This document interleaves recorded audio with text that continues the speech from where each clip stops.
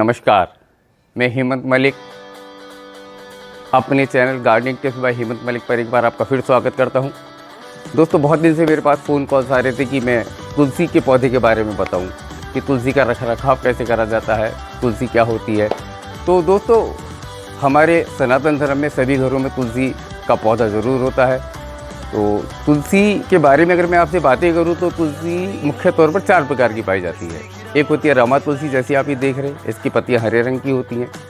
दूसरी होती है श्यामा तुलसी। श्यामा तुलसी की पत्तियों का रंग हल्का सा लाल होता है, उसकी मंजरी भी लाल होती है। तीसरी होती है वन तुलसी, जो मुख्य तौर पर वनों में पाई जाती है, जिसकी लंबाई 6 से 7 फीट तक होती है। और चौथी होती है कपूर तुलसी, जो ज़्यादातर दवाई बनाने के लिए उसका उपयोग किया जाता है। तो घर में पाई जाने वाली तुलसी तो 2 ही प्रकार की होती है। मुख्य तौर पर लोग 2 ही प्रकार की तुलसी अपने घर में लगाते हैं, तो एक रामा तुलसी और एक श्यामा तुलसी।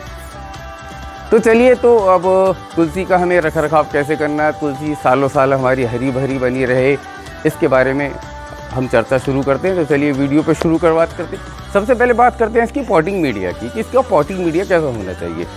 तो जैसा हर पौधे को पसंद है, ऐसा ही तुलसी को पसंद है। तुलसी को भी वेल ड्रेन सॉइल पसंद है।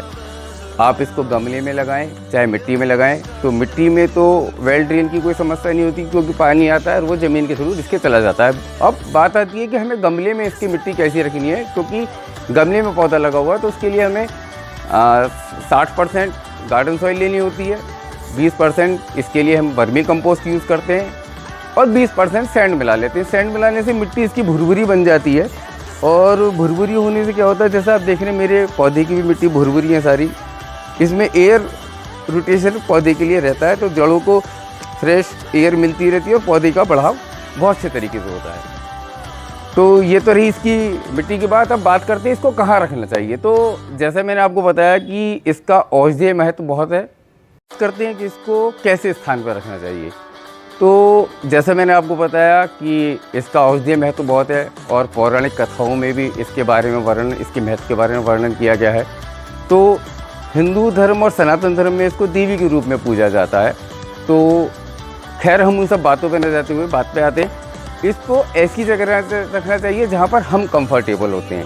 हम कंफर्टेबल मतलब हमको बहुत ज़्यादा गर्मी हम नहीं झेल सकते, बहुत ज़्यादा सर्दी जब पाला पड़ता है हम उस सर्दी को नहीं झेल सकते।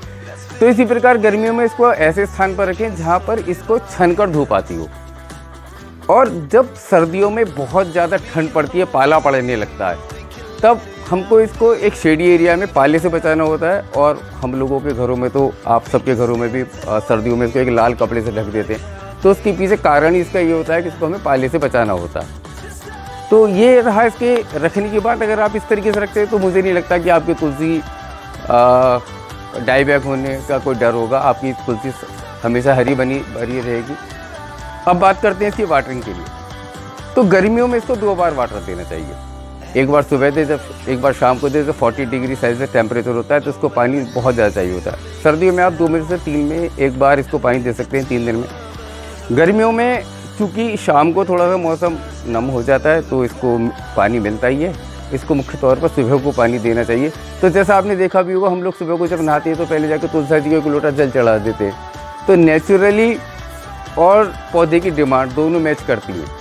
पौराणिक कथाओं में भी यही वर्णन है कि सुबह को तुलसी जी को जल देना चाहिए, ठीक है ना। तो ये रहा इसकी वाटरिंग की बात। अब बात करते हैं कि इसके लिए हमें फर्टिलाइज़ क्या करना है। तो दोस्तों, इसको बहुत ज़्यादा फर्टिलाइज़र की ज़रूरत नहीं होती। बहुत साधारण सा, बहुत सिंपल सा पौधा होता है। इसको बहुत रखरखाव की कोई ज़रूरत नहीं है।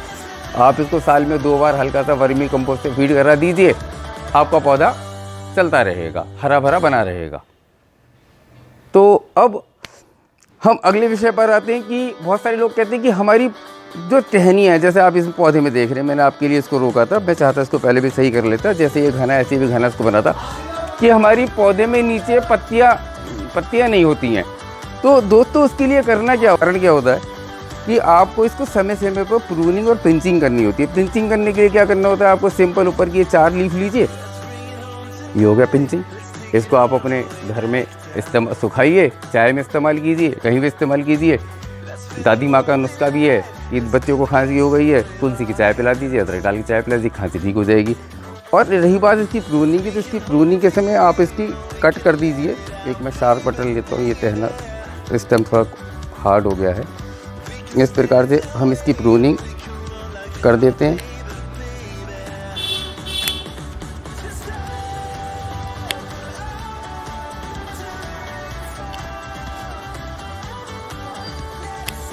अब ये प्रूनिंग करके पौधा तैयार है।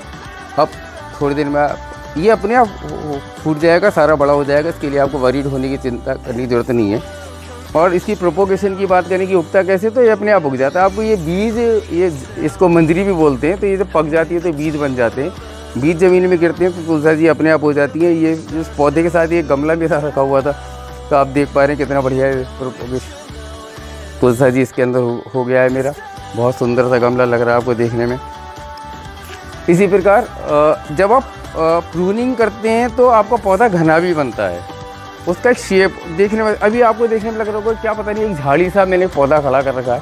तो चलिए आज इसको एक शेप देते हैं।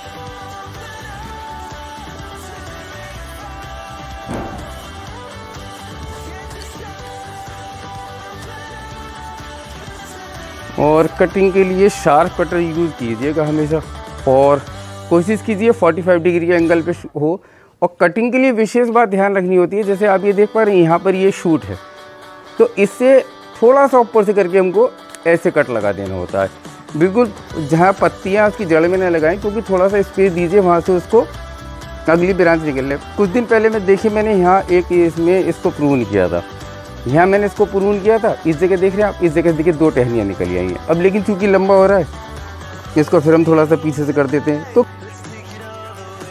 अब कुछ दिन पहले देखिए मैंने इसको, ये आप देखिए ज़रा, मैं आपको दिखाता हूँ भैया, ज़रा इसको जूम करना क्या, मैंने यहाँ से इसको प्रून कर दिया था, काट दिया था। तो यहाँ से इसकी 2 ब्रांचें शूट हो गई, एक ब्रांच इसकी यहाँ से निकल गई। ठीक है, इसी प्रकार से हम इसको अब थोड़ा सा पत्ती के ऊपर से, टहनी के ऊपर जहाँ पत्ती आ रही है पेयर, इसके यहाँ से इससे कट करेंगे।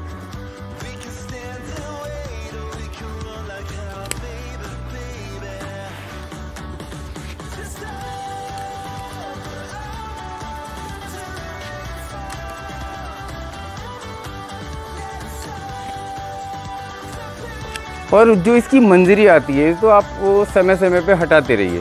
ठीक है, इसके लिए आप ये नहीं कि मेरे को बीज उगाना है, नया पौधा बनाना है। नया पौधा आपका, इसकी जो मंजरी कुछ होती है अपने आप गिर जाती, जैसे मैंने आपको दिखाया मेरे पास भी तैयार हो गई।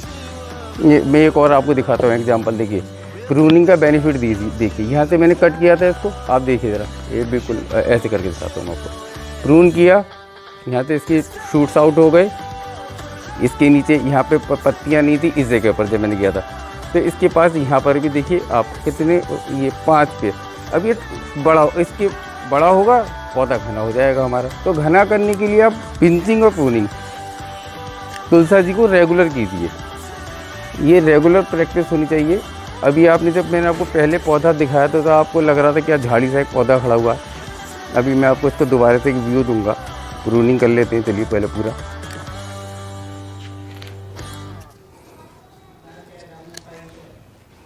अब पौधे को है ना प्रूनिंग करते समय आप घुमा के देखिए आप अपनी तरफ, और आप खुद आपको खुद एहसास होगा कि अभी कौन सी ब्रांच और प्रूनिंग चाहिए।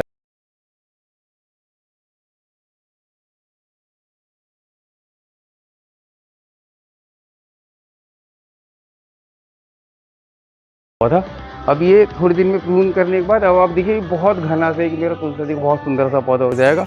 तो ये सब कुछ बातें तुलसा जी के पौधे के बारे में।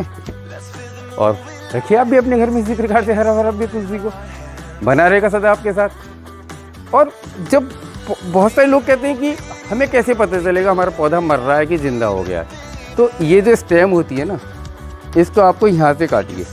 देखिए अगर यह बिल्कुल सूखा है तो ये नहीं है। अब लेकिन देखिए यहाँ पे ये हरा है इसमें अंदर, तो यानी कि इसमें जान है। तो अब आप इसकी ध्यान, अब आप अपनी तुलसी के पौधे का ध्यान रखिए, पूछिए क्या कमी है तेरे में, मेरे से क्या गलती हो रही है, क्या दूँ। अब आप देखो ये मैंने कर रहा था, देखो यहाँ से देखो ये शूट आउट, ये दिखाता हूँ मैं आपको छोटा सा, देखिए ये इस तरीके से।